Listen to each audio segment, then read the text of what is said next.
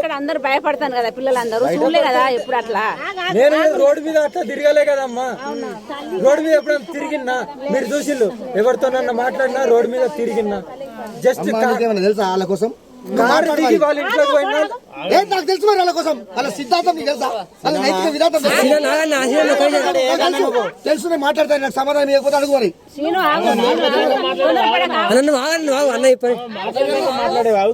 ఏం సార్ ఏం మాట్లాడాలి నాకు అర్థం కాదు. మాకేమైనా అవుతుందా? ఆయన గ్యారంటీ సంతకం తీసుకుంటాం. ఆయన పేపర్ రాసిస్తాడు, నేను రాసిస్తా. అది అది కావాలి నాకు. నేను రాసిస్తా, ఈ బస్తీ కోసం నాకు కావాలి అది. వాడుకోండి చదవకండి. నిమ్మకాయలు ఏం చేయండి, నిమ్మకాయలు పట్టుకోండి.